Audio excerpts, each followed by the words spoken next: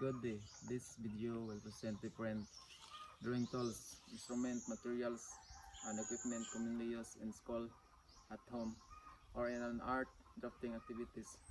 For each item, its proper storage, cleaning and maintenance, and common problems with solution will be explained. I am Rando Y. Olingay, the ET1A. Drawing tools, instruments, materials, and equipment. Number 1. Pencil. Keep pencils in a case, box, or organizer. Avoid leaving them loose in bags to prevent the lid from breaking. Wipe dirt with a dry cloth. Use a sharp and clean sharpener to avoid uneven sharpening. Number 2. Ball points and gel pens. Store cup and upright or flat in a pen holder or pencil case. Wipe tips of ink-less decks. Ensure cups are on when not in use to prevent drying. Scribble on wrap paper or top tip lightly to restart ink. Avoid extreme heat. Always close the cup properly. Clean with alcohol or baby wipes. Number 3. Roller. Store flat in a case, drawer or folder. Avoid bending, especially with plastic rollers. Wipe with a soft or slightly damp cloth. Dry immediately to prevent plugging or damage to printed numbers. Avoid using cutter or sharp tools on the roller.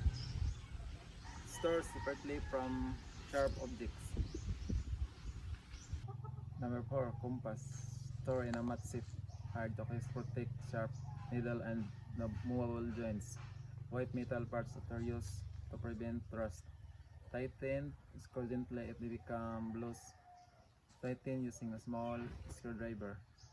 Keep dry a small from all joints. Replace lead or sharpen it smoothly. Number 5. Scissors. Store in a container or drawer with blade covers. Keep away from moisture and young children. Wipe lids after use. Apply light oil on the screw joint to keep cutting smooth. Wipe dry after use. Apply oil. Tighten with a screwdriver. Sharpen using sandpaper or sharpening tools. Keep dry. Apply a small amount of oil on joints. Replace lid or sharpen it smoothly. Number 6. Paint brushes. Store upright with bristles facing up or lay flat on clean cloth. Never store bristles downward. Wash immediately after use. Use water for watercolor, acrylic, or thinner for all paints. Reshape bristles and let dry naturally. Cause by dried paint. Wash immediately after painting. Do not soak the entire brush in water. Only soak the bristles. Avoid pressing brush too hard when painting. Number 7. Eraser. Keep in a pencil case or eraser case to avoid build-up. Rub gently on clean paper to remove dirt parts. Avoid bending on pressing too hard. Cut or rub off the dirty layer. Number 8. Sharpener. Keep inside pencil pouch or box. Empty shavings regularly to prevent clogging. Clean lid area with a small brush or cotton swab. Wipe metal with dry cloth. Replace with new sharpener or blade if detachable.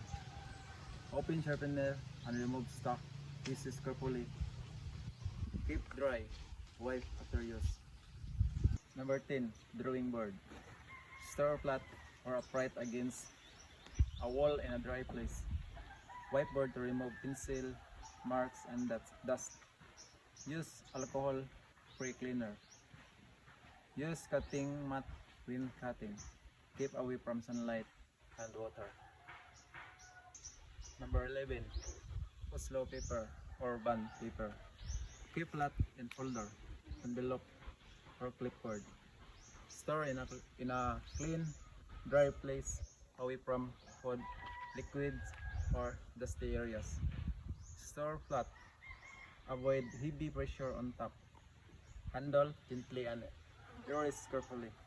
Number 12. Triangles, rollers. Keep in folder, drawing kit, or pencil case. Wipe after use with soft cloth. Avoid dropping or bending. Keep away from sharp tools and direct sunlight. Once again, I am Rondo Y. Olingay, BIT 81E, and that's all. Thank you for watching.